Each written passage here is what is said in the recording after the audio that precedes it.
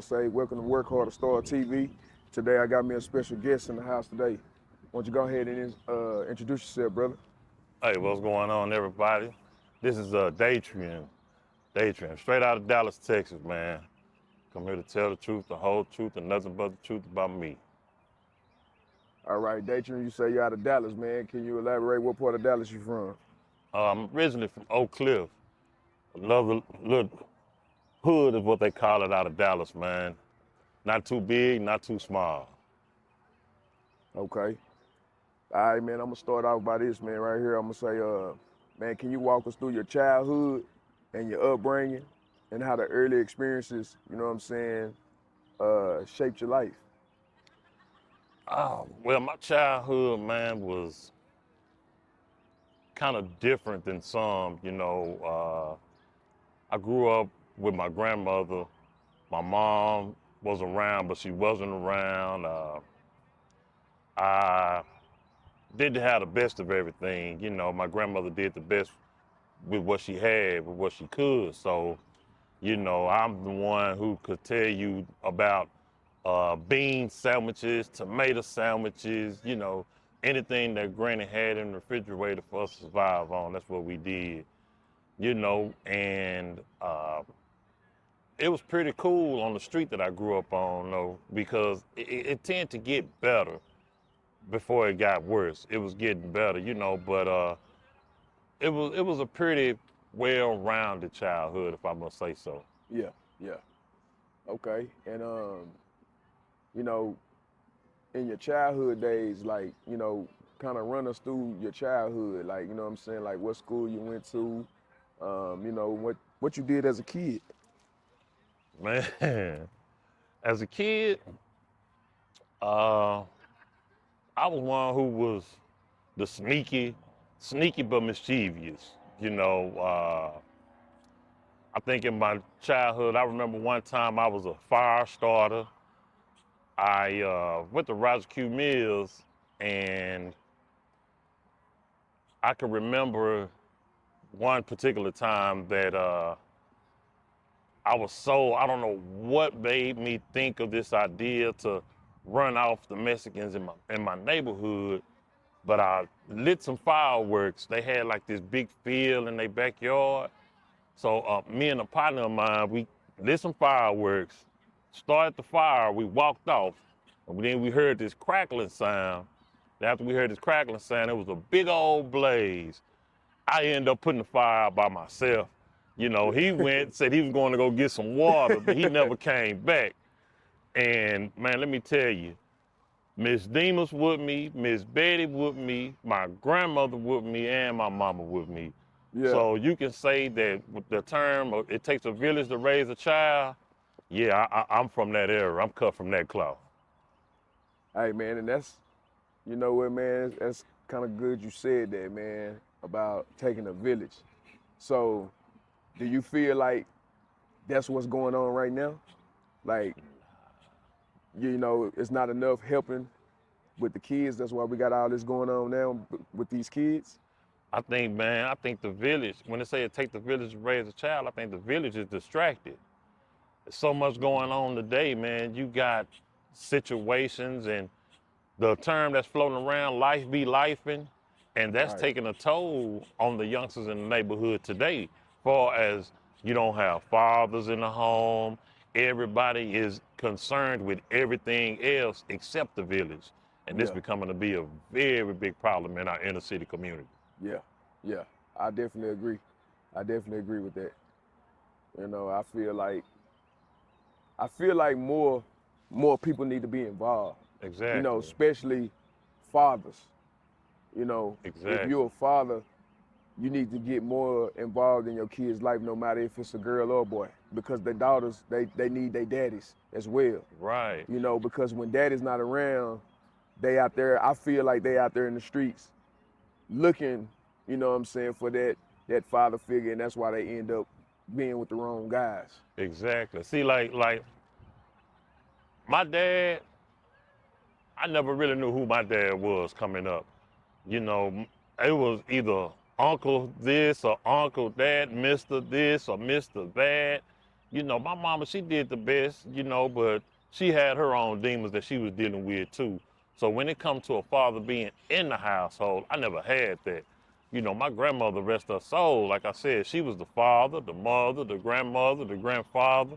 She was everything. And as I got older, it was harder for her to raise a teenage adolescent boy, let alone a young boy at that time. Right, So you said it, man, it take a real man to be in the house today. It right, really do. And it's needed. It's really needed. right, right. I'm glad we touched on that, man. But I wanna go back. I wanna go back to your childhood. You know what I'm saying? Just so people can kind of, get to know you before we get deeper into it. Okay. You told us you was raised by your grandmother, and then you just told us that your father wasn't there. So like, as a kid being raised by your grandmother and your father not being around, and your mom not really being in the picture like that, how did that affect you growing up? Mm, Becoming into those teenage years. man, it was rough. You know, you looking at an individual who's uh my mom, rest her soul, you know, my mom had her drug addictions, you know what I mean? And she would leave, she would come, she would leave, she would come, she would leave. And it's like at first it was cool when we stayed in East Dallas, you know, when my mama was working, she was barbecuing, we were jamming Frankie Beverly. I mean, it was cool. But once that crack era hit the scene, it's like everything just went sour. You know, Yeah, my mom, it was neglect. I felt neglected. I felt abandoned. It was like my mama would tell me she loved me and then would leave me at the same time. So I yeah, was kind of confused of what love really meant, yeah, especially coming from someone as my mom. yeah. Man, you know, I know that kind of affects, the outcome of how a lot of us as black children are raised, because some of us, well, I'm gonna say majority, because the majority of the people I know were raised by either their grandma or Right, auntie or uncle, or just single mom. right, So I know a lot of the stuff that we go through, it does come from, the lack of a parent being missing, or the lack of both parents being missing. right. So with that being said, as you got into your teenage years, like, did that cause you to be rebellious of any kind of way? You know what I'm saying? Well, I think it really did because I wanted to be accepted. You know, Mm, my grandmother was, I was one raised in the church, so I was going to Sunday school, BTU, midweek service. And as I got old, it seemed like what the fellas was doing outside of the church was more interesting than what was going on in the church. mm, You know, so when you get the smell of marijuana, you see the older cats at the bottom where we used to call the field on the street I grew up on. And the older I was getting, the more that was becoming more interesting to me than what my grandmother was talking about. And plus, my mama wasn't around. My uncles, they were teaching me bad or teaching me something else that I didn't have no business learning. So when it was time to jump off the porch, I jumped off the porch. okay. So basically you can say that that's what led to becoming involved in the street activities. Um, because you feel like the stuff on the outside was becoming more interesting than what, grandma was trying to tell you. But getting off into the streets, man, I think it became attractive to me probably around the age of 12 or 13. Uh, my mom and my dad, then they was already introducing me to alcohol, pouring beer in my bottles. So it wasn't no coincidence that I was even turned out to enjoy drinking. Yeah, And I was introduced to drugs around 13. And that first time, that first joint, it was like it took over. It didn't take over then because I was still going to school. I was still kind of being a great kid. Yeah. But I think the more that I wanted outside and the more they kept keeping me in is when I became rebellious, is when I became disobedient, is when I became, I'm going outside and I don't care what nobody say. Yeah.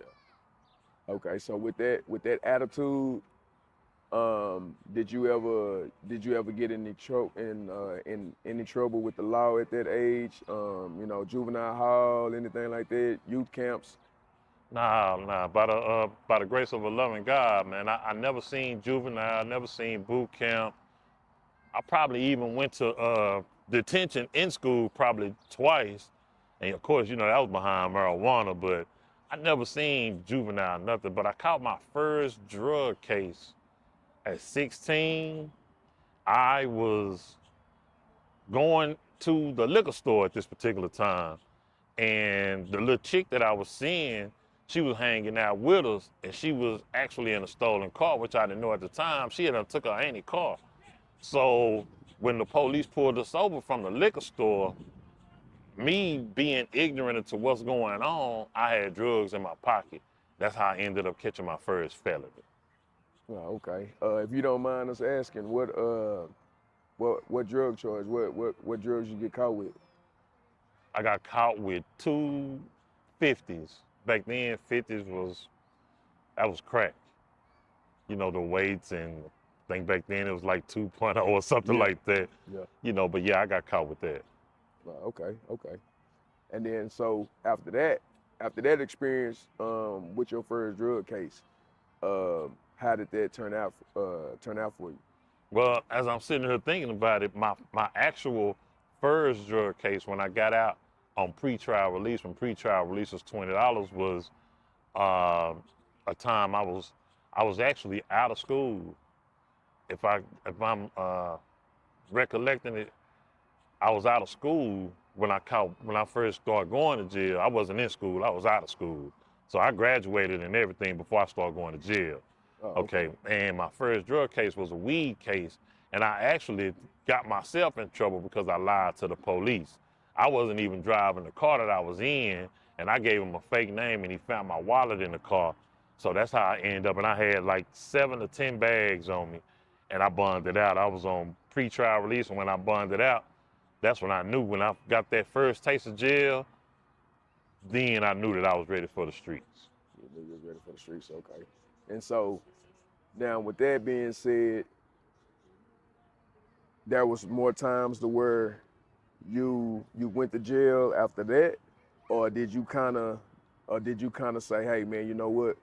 Now that I got this taste for the streets and I know I'm ready for the streets, now I'm just gonna jump in and go full fledged in the streets, or what happened after that?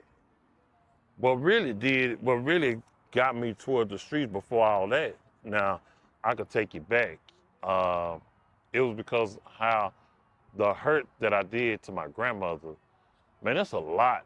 As I'm sitting here thinking that happened that really led up to it, man, I was selling drugs, man, at 15, 16, and I was selling drugs to my mama, to my uncle. I just wanted more. I got tired of the wearing my friends' clothes, whatever they didn't want. I had to get it, and I just wanted my own stuff. Yeah, It yeah, was just the stuff that I wanted, and the streets was showing me a way that I can get it. However, if I knew then what I knew now, I never would have did it because it made me disrespect my mama. It made me disrespect my granny. It made me even disrespect myself. My yeah, grandmother walked in on me, and at this time I was working for a dude in the neighborhood. And so I was getting ready to go out, and I got the drugs laid out all on my bed. And when my grandmother came in the room, I tried to cover it up real quick. And so she was like, Datrian, what you doing? And she reached up under the cover. I had a whole lot of drugs just on the bed. And the pain that she had that day, that's what did it. And it wasn't like I wasn't gonna do this no more. It was like, well, I'm gonna go ahead and leave so I can continue to do what I was doing. and that's the day you left Granny house. That's the day I left Granny House. Okay. And so now I want to move forward a little bit.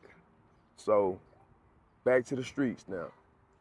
So now you been out in the streets, you selling dope, you done did all of that. We're gonna kind of get to the adulthood of it. Was there a time in your adulthood to where you caught any cases, went to prison, went to jail, anything like that, from the streets, from selling drugs or anything else?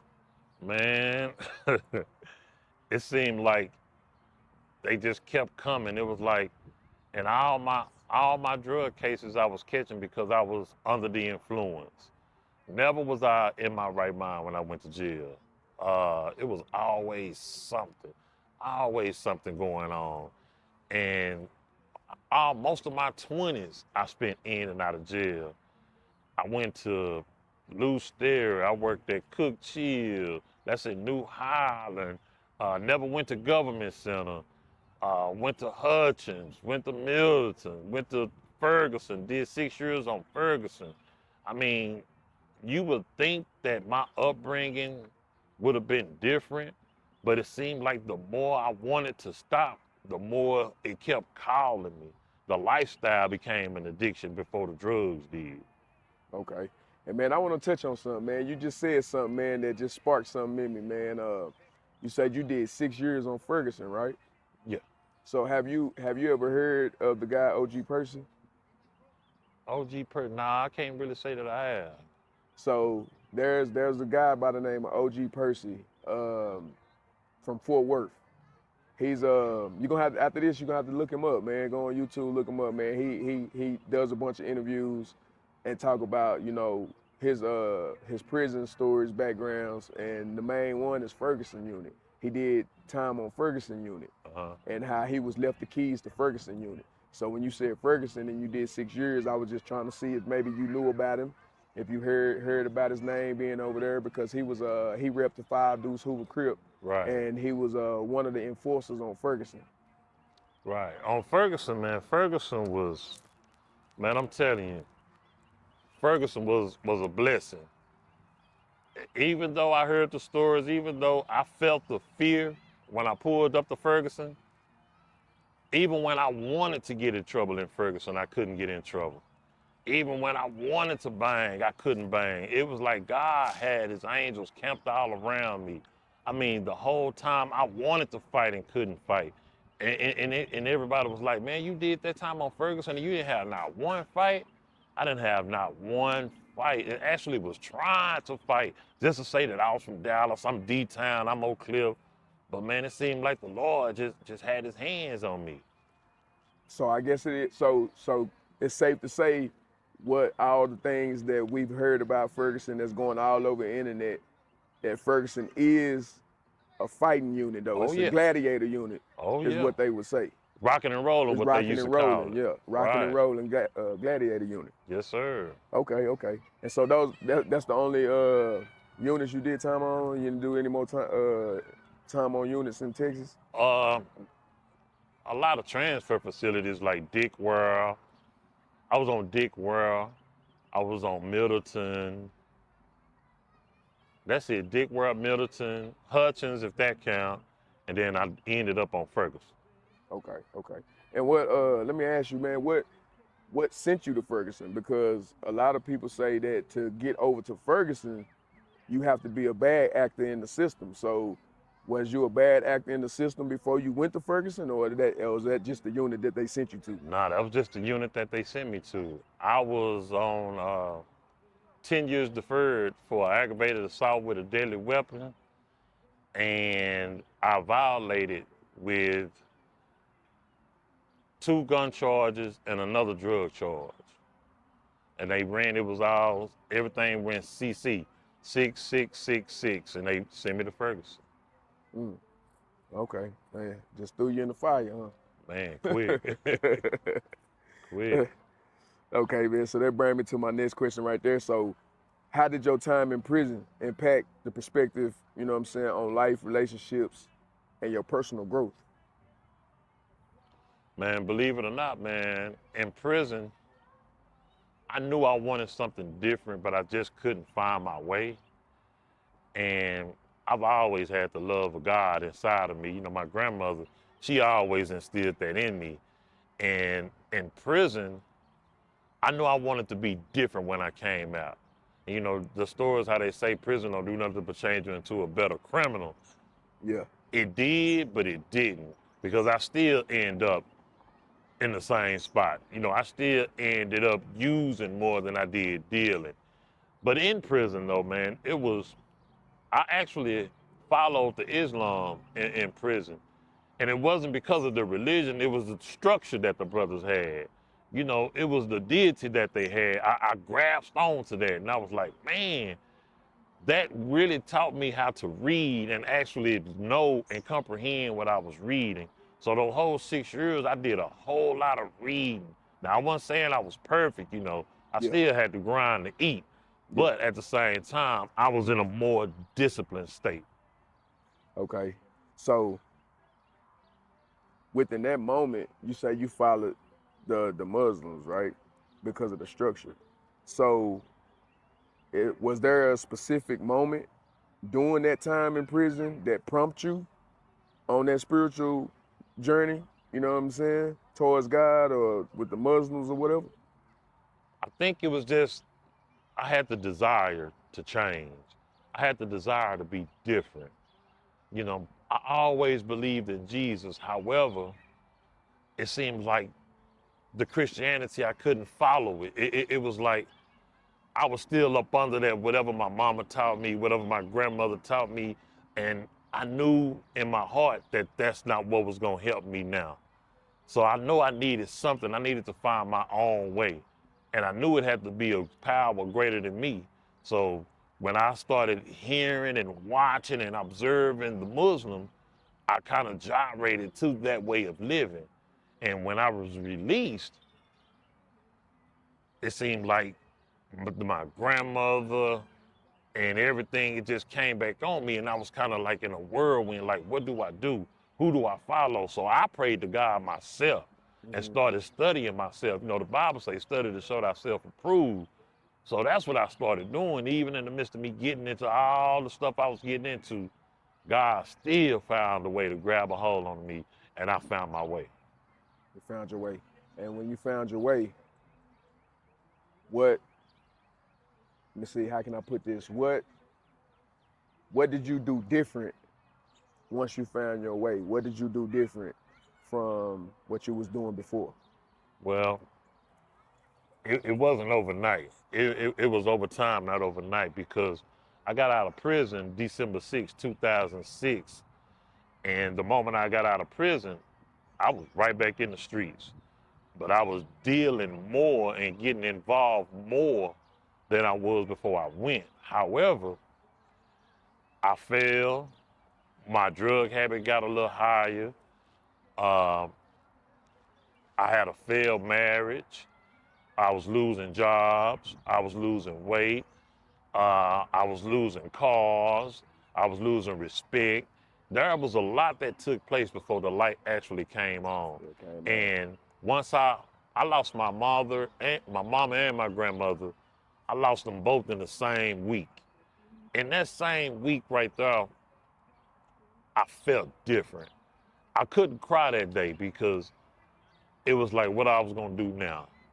Was I gonna continue to live the way I was living, or was I gonna actually change? And I still, even after when they died, I still couldn't find my way. I still wanted to be a part of that instead of grabbing hold to this. And it seems like everything led up into a suicide attempt. Once the suicide attempt came, that's when I knew it wasn't the S-U-N, but it was the S-O-N that brought me out of darkness. Man, that's I know that's tough. That's got to be tough, you know, to lose your grandmother and your mother in the same week. And then you say everything, it basically led up to a suicide attempt. So are you willing to share the suicide attempt, or that's something that you wouldn't prefer to speak on, or what? Oh man, God didn't save me for me, so I can share it. I was at a bad place in my life, addicted to cocaine, addicted to PCP. In the streets, we call it whack, we call it juice. And I was dealing with females that didn't mean me no good. But I was doing a lot of stuff, man. And I wanted to get out, but if it wasn't the drugs, it was the women that had control of me to the point to where I lost somebody else. I got a cousin, when his mama died, that's when I lost it because we all kind of grew up together. And when I started getting high, it seemed like I wasn't getting high no more. It seemed like the high that I was looking for, it wasn't there. On the particular day of the suicide attempt, I had lost my job. No, I didn't lose my job. I didn't lose my job. I take that back. I was not going to work. And so on this day, I had smoked like 4 bottles of PCP. I did like a 20 bag of cocaine, and it didn't do nothing. It didn't do nothing to me. And You say 4 bottles of PCP? 4 bottles of PCP. Okay, and for everybody that's out there that wouldn't know, could you kind of give them an idea of how much 4 bottles of PCP is? 4 bottles of PCP is like, man, I don't want to. That's a lot of whack. That's a lot of formaldehyde. That's a lot of embalming fluid to be ingesting in the time that I ingested it. Something that should have took you out. Yeah, my heart should have popped. Should have popped. My heart should have popped. I should have went something because I've had homeboys that died like that. And I heard that, and I know that's where the idea came from, so I tried it myself. And not only did you say 4 bottles of PCP, but you also did cocaine. Yeah, I had a 20 bag of cocaine. I was just sat in my car at the park, just crying and getting high, but I wasn't getting high. So I went to the house, and that's when the drugs kicked in. When I was going back to my aunt's house. And when I went to my aunt's house, the girl that I was messing with, she pulled up, and my auntie was dragging one arm, and the girl was pulling one arm. It was like the devil and the Lord, just pulling me, just pulling me. So my auntie said, Datrian, if you go back out there, don't call me no more. I don't want nothing to do with you. I'm done with you. That's it. So when I thought about it, I didn't get back in the car. But then that's when the paranoia came. That's when everything started coming down. So I walked out my aunt's back door about 5 o'clock the next day. I walked out, start throwing away personal items, start taking pictures out of my wallet, throwing them away, threw my AirPods away, turned my phone off, and I'm walking. I'm walking around, and I go down Clarendon. I walk down Clarendon. There's an old white lady that was sitting on the little rail that's right there before you go into the creek. She had like bags and boxes, and there's a whole lot of stuff she had up there. So I end up going down behind her, and she happened to ask me, she said, "Do you have a light?" I said, "No, I don't have no light." I wasn't irate. I was just like, "No, I don't have no light." So I went on down. It was still dark, and you can hear the water. It had just rained, so you can hear the water. It was choppy, and as I got down there, it was a tunnel. And with the tunnel, up under the tunnel was a big enough spot that I could grab onto, and all I had to do was let go. But I couldn't let go. And I wasn't around no trees, around no bushes or something, but something kept tugging on my shirt. I couldn't find the strength to let go. And as I was doing that, the sun started coming up. So I couldn't hear from God at this time. It was nothing but the devil telling me, go on and do it. Don't nobody love you. Can't get no job. Don't nobody want you. Your kids don't love you. All this negativity that was in my head, and I wanted to do it. But then the sun came up, and that's when I knew. And like I said before, it wasn't the S-U-N, but the S-O-N. S-O-N. And today I can say that when that lady asked me for a light, it wasn't that I had a light on me. That was an angel, because she knew that I had the light in me. In you. Yeah. And when I left, I turned my phone on, called my auntie, told her to take me to the rehab. That was May 1st, 2021. And I ain't looked back since. Hey, man, that's a blessing. Like you said, man, wasn't nothing but the S-O-N. Because, man, just off the fact of 4 bottles of PCP plus cocaine, and you still able to sit here and tell your story, you know, that's nothing but the Son of God. Man, that's it. That's all it could be. I can't tell you it was my own strength. You know, I've been doing drugs for a long time, bro, and I know what could have happened that day. What could have happened didn't happen that day. And that's because, like the Bible say, he knew the plans that he had for me. So the reason why I'm here today is not because of me. Okay, and so man, with that being said, man, you finding the like that right there set something off in you is like, hey, this is where I definitely have to make a change because I know I'm here for a reason. Right. What was your next step after that, after rehab and everything, when you went through the rehab? Man, I just took some suggestions when I went to rehab. Of course, they give you the medicine to detox. And first thing I did was grab a Bible off the shelf, start reading Proverbs. But at this time, it wasn't like in prison. It wasn't like no time I've been in jail. It wasn't like no time I read the Bible before then. This particular time, it felt like the scriptures were jumping off the page.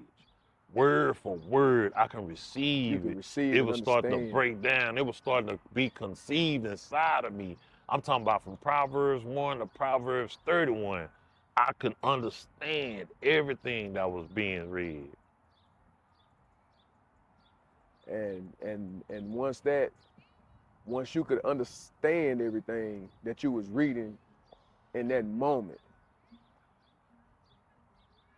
what was your next move after that? Did you, because people don't know, but I know because you know we done talked off of camera, um, that you got into ministry.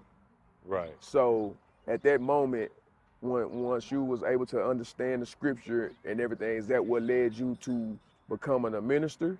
Um, was that after you left rehab, or was that later on? No, that was later on because one of the ladies in the rehab took a liking to me, and she was like, she was just telling me, D-Train. They couldn't say Datrian, so everybody started calling me D-Train. She was like, D-Train, you're a good dude, to stay on the path that you on. I suggest that you start going to NA Narcotic Anonymous. So, as I'm coming out the rehab, I'm like, I'm willing to try anything. But there's no way that I thought that a room full of dope fiends would get me to where I am today. All the thing I heard was keep coming back. Keep coming back. Don't leave until the miracle happens. We're going to love on you till you love yourself. All these different cliches I kept hearing, and it was free. I can remember going to the rehab one time. I paid $50 just to impress my ex-wife. I paid $50 a month, $20 a week, and I was still smoking when I got out that class. But this time, man, I wanted something different. I had lost everything. The drugs was gone. I didn't have the house on 1307 to run to no more. And the house was there, but the love wasn't. Let me say that. Yeah. And the more I started going to NA, the more I started finding God in the rooms of NA. Because I started seeing people change, seeing people who was living behind trash cans, hearing their stories, how they was losing everything and looking at them from bus passes to Mercedes Benz, from cutting yards to owning their own businesses. And as I'm listening to their stories, I'm like, if it can work for them, it gotta work for me. But I didn't just want to be clean. I wanted to find a new way to live. They got a message in the rooms, man, that say that any addict can stop using drugs, lose the desire to use, and find a new way to live. I knew that God took the desire away to use drugs, but that new way to live, that's what drove me to ministry. Because I knew that I can help someone. I can help somebody stop doing drugs, but I wanted to lead somebody back to Christ using my story from a biblical standpoint. Yeah. That's why I chose ministry. Okay. And so tell for the people that's watching, once you chose ministry, like what steps did you have to take to get into the ministry in case someone's watching this and they're inspired by your story and wanted to get into ministry but don't know how to get into ministry? first thing you have to do is have the faith. You have to believe that God is who he say he is. You know, it's kind of hard to believe in something that you don't see. And all you can do is just believe that it is what it is. And when it comes to ministry, you have to know what you're talking about. And I suggest that you find a Bible-based church, not someone who's preaching for entertainment. I'm talking about someone, man or woman, who's actually teaching the word of Teaching the God. word, yeah. And get into some seminaries. Find your niche in the scriptures. Find you inside the scriptures, because once you start and read the scriptures, you'll see that no one was perfect. No one was perfect in the scriptures. So don't think that your story won't fit. Once you find the mate to fit in them stories, you'll be able to find you. Once you find you, and if God put it on your heart, then that's how you find ministry. Because ministry ain't for everybody, but ministry is for everybody. Yeah. Because ministry is nothing but calling to serve the people of God. Yeah. That's it. Yeah. Okay, so with that being said, man, like with you getting into the ministry, how is there anyone that you've talked to that how can I say it, that maybe, was doing the same thing you was doing, went down the roads that you went down, and that you came across and you shared your story, or you talked to them about God, introduced them to God? Um, could you tell us a story or share a moment where maybe that happened? Yeah. I go to a group. I go to a group on Monday nights, and we minister to the group. It's a sober living place called Homeward Bound. And when they come, they dealing with not only just drugs, they're dealing with all kind of, I'm gonna say, sinful nature, if that'll be the exact. I'm gonna say they're dealing with all kind of sin, right? Mhm. So they either not listening, they don't want to be there, they just come for the food. And when I first shared my story, before I shared my story, the elders of the church would ask if anyone want to be baptized, because they do baptism at the group I go to, right? And nobody raised their hand. Nobody raised their hand at all.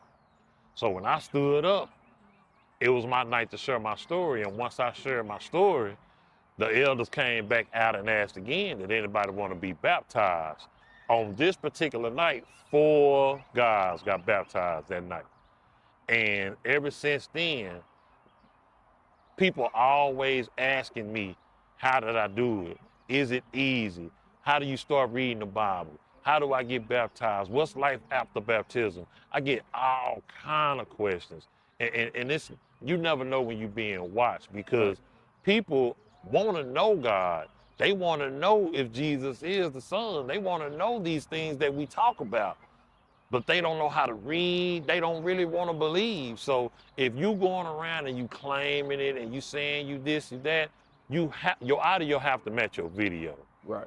So, Right. and when you asked, just be ready to answer. Just be ready to know that you are responsible. And if you know that you're helping yourself, help them as well. Right. Right.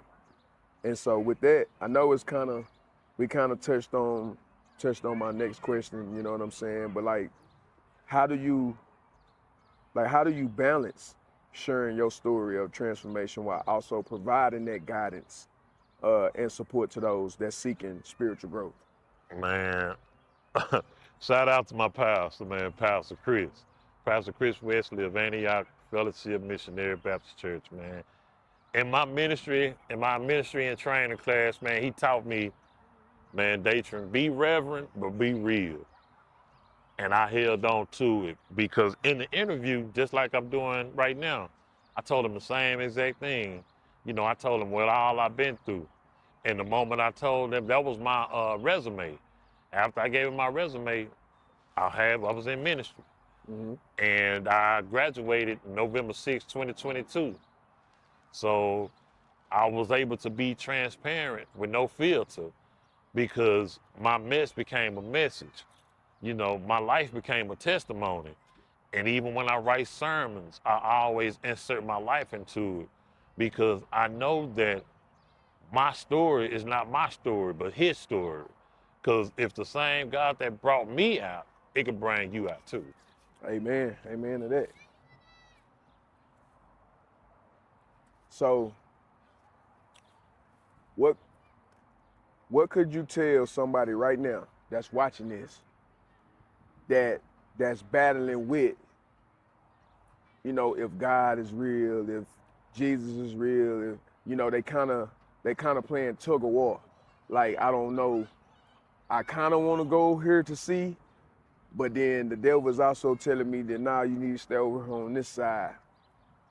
What message would you give to them for them to go ahead and seek Jesus Christ and God into their life?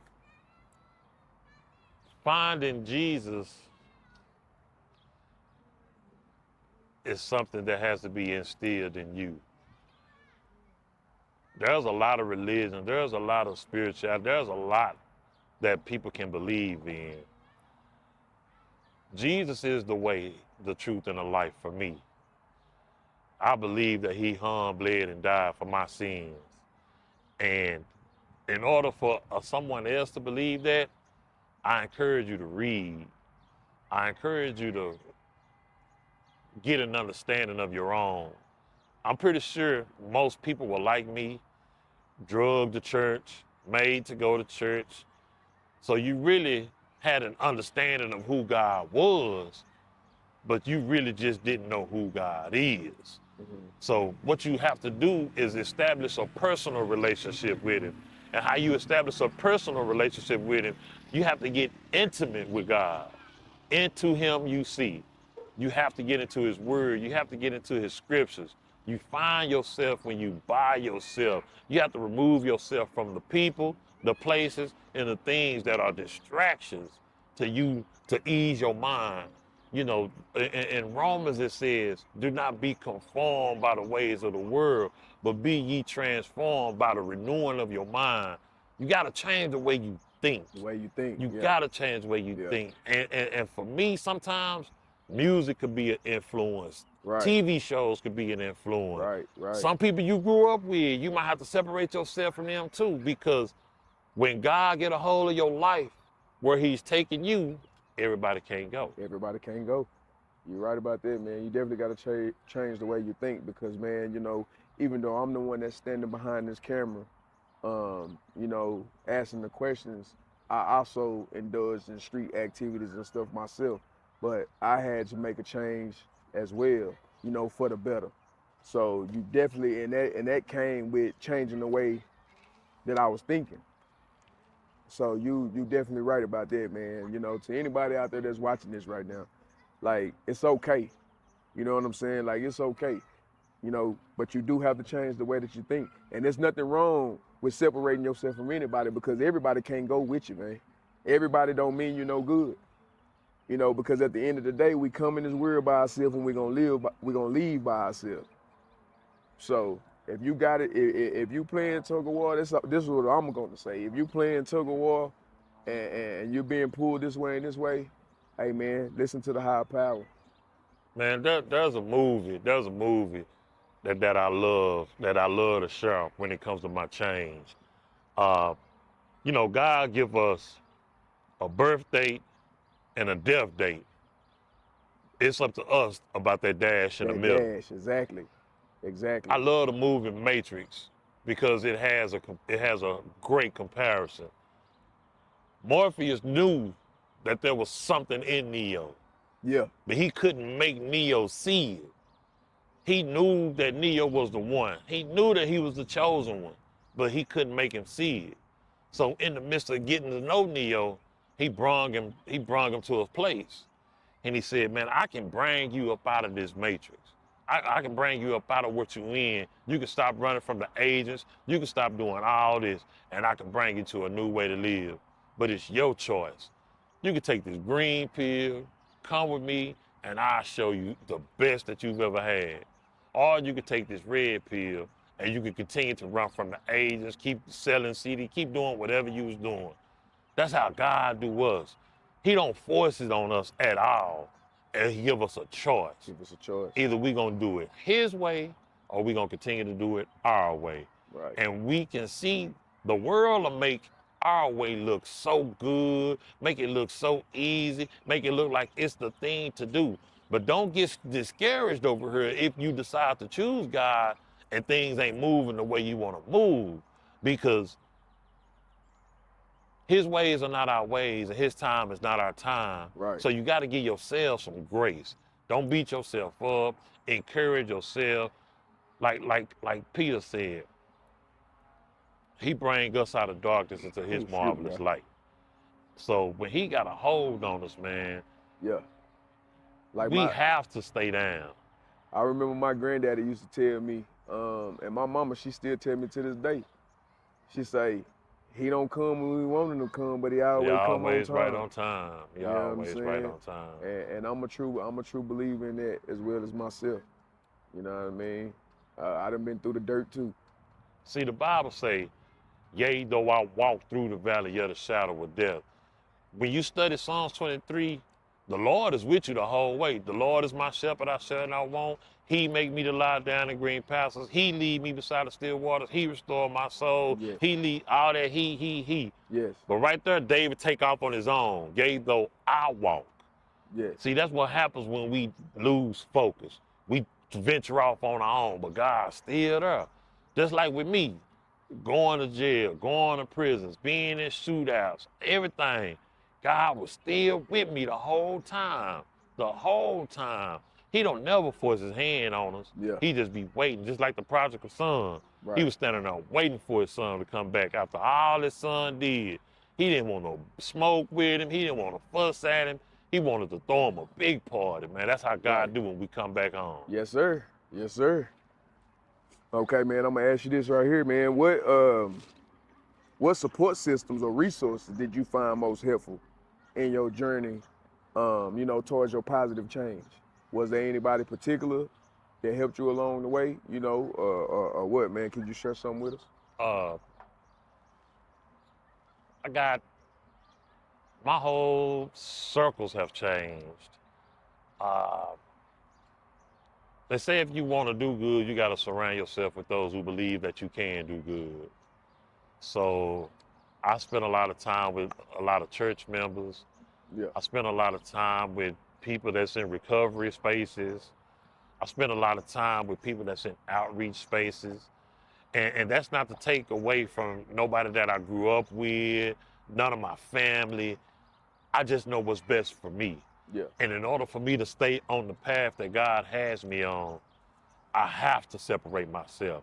I have to continue on the walk like that, because in a blink of an eye, I can be comfortable with being back where I used to be. And that's what I choose not to do. Hey, I know that's right, man. So that kind of leads me into my next question right there, on how you maintain your motivation and your focus on staying on the right path and staying positive. You kind of just broke it down a little bit with being around, the church people and stuff like that.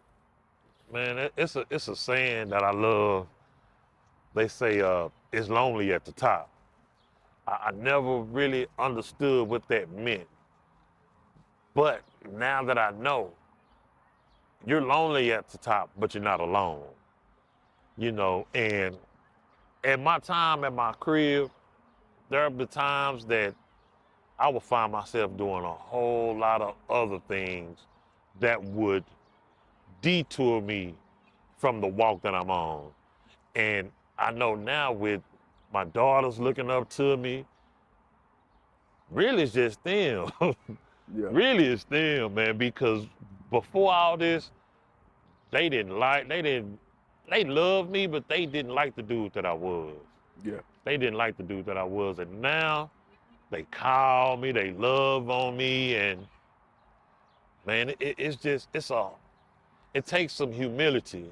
Yeah. It takes some humility. It takes some meditation. It takes some spending time with God. Yeah. We can pray, but sometimes you got to sit back and actually hear him respond. Yeah. Well, man, You kind of got it there, man. I'm gonna ask you one more question, man, and then if it's anything specific that you wanna maybe touch on that you want the world to hear, then I'll let you get that off, man. But I just got one more question for you, man. What are your hopes and aspirations for the future, and how do you plan to continue building on the positive changes that you made in your life so far? I try to stay in the now. My hopes for the future is just to be a better me. Some trust in chariots, some trust in horses. I trust in my Lord and Savior Jesus Christ. I don't take it for granted that he saved my life from the streets. I don't take it for granted that he took me off of drugs and alcohol. So what I will do is just stay in today, serve him today, love on people, and start to love myself. Fall in love with me. That's what I'm doing today, is falling in love with Datrian. That's why it's real skeptical of the things I do. It's real personal with the things I do, because that's how I begin to love on me. Uh, I'm gonna say that I am successful. I have my own place. I have 2 cars in my name with insurance. I drive trucks today. I'm starting my own carpet business. Uh, I'm a motivational speaker. I'm a great father, a great friend. And those are things that I never would be if it wasn't for the grace of a loving God. Yes, sir. And I know, this man personally, y'all. I've been knowing him most of my life. He been should I say he been knowing me since I was yay big.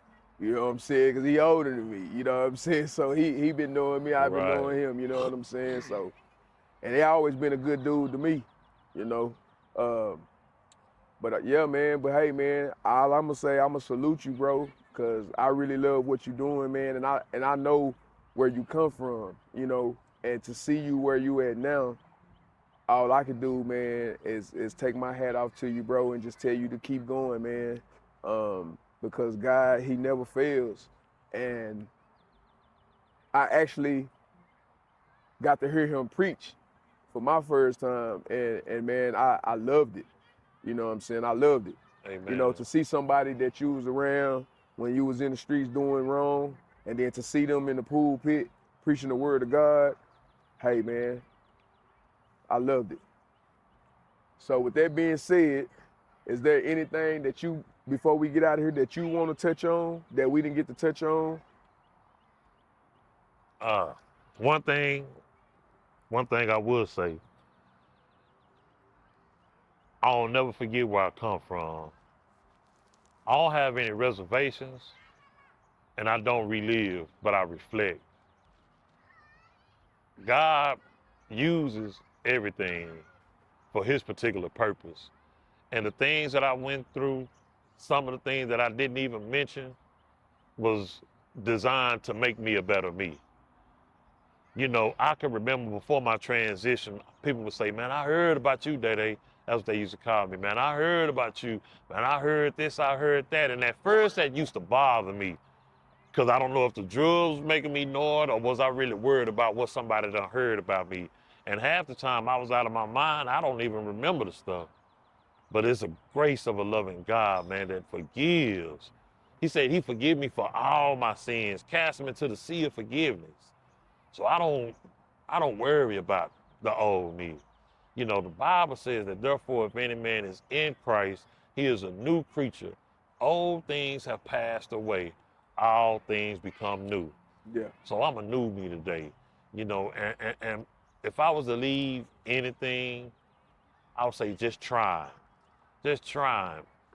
That's all you gotta do. Some try porn, some try weed, some try cane, some try robbing, some try people. Try God. I'm not gonna say try Jesus. I'm not gonna tell you that. Find God. Once you find God, let him lead you to where he wanna lead you. Let him lead your path. Let him order your steps in his word, not your will, but his will. And the Bible says that when you try him, he'll open up the windows not window, but windows, pour you out blessings that you won't even have enough room to receive them. That's the loving God, man. And if you was out there struggling like me, just take the time out. Give yourself some grace. Forgive yourself. Love you and try God. Peace. All right, man. Hey, before we go, man, what was the name? If you're here in Dallas, Texas, what was the name of the ministry thing that the youth that you go to? I'm a member of Antioch Fellowship Missionary Baptist Church. That's on 7550 Southampton Road, up under the leadership of Pastor Chris Wesley. Okay, and then it was the community thing that you was talking about earlier. That's an Overcomers program. That's 536 South Clark Road at the Cedar Hill Church of Christ. We meet every Monday, 7 p.m. Come out, get you a bite to eat. You'll get spiritually fed and physically fed. I promise you, you won't be wrong. All right, give it to him one more time. That's Antioch Church, 7550 Southampton Road, Dallas, Texas, and the Cedar Hill Church of Christ every Monday night, 7 p.m., 536 South Clark Road, Cedar Hill, Texas. All right, hey, man, Datrian, we appreciate you coming through, man. Letting Work Hard Starve TV interview you, man. This is definitely one of many. So we definitely got to get you back, man, for a part 2. Man, it was good talking to you, brother. Man, it's good being here, bro. Be blessed. Salute, you too.